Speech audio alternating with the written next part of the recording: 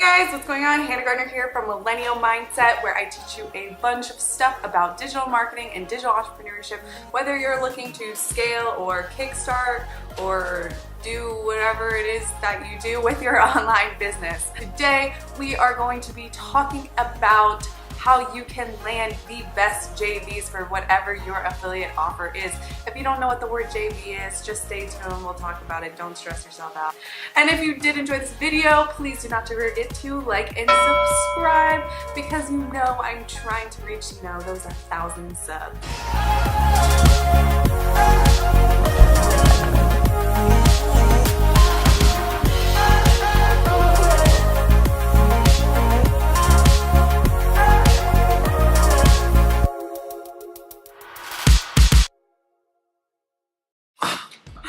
Oh, that was really aggressive.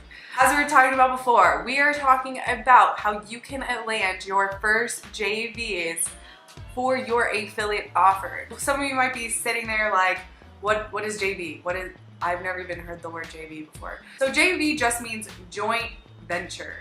Joint venture. So all you're doing with your high ticket affiliate offer is essentially pairing up with influencers or other authorities within your niche and cutting a deal with them. And so if your high ticket affiliate offer yields you $1,000 in commissions, if you can join forces with a influencer or somebody that's really big in the space and has a big following, you would be happy to give away a few $100s of that $1,000 from your high ticket affiliate offer to join forces with somebody who's just simply going to post something, and you're going to get hundreds of leads come through your funnel and through your email list just by having that relationship with them. So what that could look like for you could be, if they're a YouTuber, they could, make a YouTube video about it. If they're an Instagram influencer, it could be a post, they could be a swipe up on their story. Snapchat influencer, do people even use Snapchat anymore? Somebody that crushes on Snapchat, hit them up. If it's a blogger, maybe they can make a blog post about whatever your affiliate offer is. I'm sure there's somebody in your niche that could align with your product or service and help you promote it as well. Now you're probably wondering, well, Hannah, how do I contact these people? So there's definitely a right and a wrong way to contact JVs or influencers.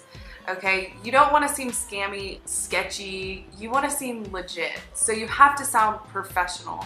So if you're hitting people up on Instagram, it's one thing to just land into their DM, but just do the extra step. And usually on a lot of these Instagram pages, they have a contact email button, or they even write in their bio for inquiries, contact at this email. Just send them an email. Make a template of an email script that you're going to send to all different types of influencers, and use that same script over and over again. And you might have to message like 100 people before even 4 people answer you, but it's still worth your time, because if you do get one influencer that has like a 200K following, then that is huge. That is huge for you. So even if it takes you a full day to gain one influencer, I mean, the potential for your affiliate offer to reach a mass audience is enormous. So definitely worth your time, especially if you're in the weeds and you need money quick. This is a fast way to get your affiliate offer seen by a lot of people. Like I said before, go the extra mile, go the extra step, find their email, find their business email, create a templated email that you will send to, different types of influencers. But with that, make sure you're qualifying the people first. Don't just send it out because the title of their Instagram handle says, travel, but then in reality, when you go to their page, it literally has nothing to do with travel. Make sure they actually have potential to align with whatever your affiliate offer is. Big thing with Instagram though. A lot of Instagram accounts right now are ran on bots. And that's not necessarily a bad thing, because there's a lot of Instagram bots that are out right now that actually do engage with people that are in their target audience. But there are also a lot of big Instagram accounts that have paid for fake followers. So you have to make sure that you're not wasting your time sending emails to accounts that have, 300,000 followers, but 99% of them are fake. And to make sure that those accounts did not buy fake followers, you can go into their posts and see what the engagement is. So if someone has 500,000 followers and then they don't even have 100 likes or like 5 comments on a picture, they probably paid for followers and their whole entire following list is faked. So you do not want to waste your time and energy reaching out to those types of accounts, because they will probably answer you and then they'll probably get you to pay them some money to do a joint venture with them, but it's really a scam. So make sure you are qualifying them by looking at their engagement. So what you're gonna find is like maybe out of the 100 people that you message, maybe 10 people message you back, and some of those people are gonna be asking for a flat fee to do a joint venture with you. And so that is completely up to you. You kind of have to decipher, based on their engagement of their audience. And you also want to ask for the demographics, like a screenshot of their demographics. So like if your high ticket affiliate offer is, a $3,000 course, you want to make sure that you're not going into JV partnerships where, 90% of their demographic is coming from a third world country, because those types of people are generally not going to buy your offer or opt into your offer, or they will opt into your offer and then you're going to get a full email list of people that are just not ever going to buy from you. So you want to make sure that when you go into a JV partnership, you want to qualify them by making sure that they're sending you a screenshots or some type of proof of where their audience are coming from, maybe the gender of their audience. So make sure that it completely resonates with whatever your offer is, because you don't want to waste their time and you don't want to waste your time either. Like I said, when it comes to some of them responding back saying, hey, I don't do commissions, I only take a flat fee, you really need to hone in and look at their demographics and look at their audience to see if it's going to be worthwhile for you to invest that money. But I personally, if you don't have any money and you're just starting off, I personally would not, pay someone out of pocket in the beginning, because, your offer is, even if you're not offering them 50%, maybe you're only offering them, $300 out of that $1,000 commission that you get. That's still a pretty big chunk of money to give somebody just for them simply posting something on their Instagram or, making a YouTube video for. So there's a bunch of ways to go about this. Like YouTube is huge, Instagram is huge, and bloggers are huge. And like I said, really hone in on who their demographics are, who their following is.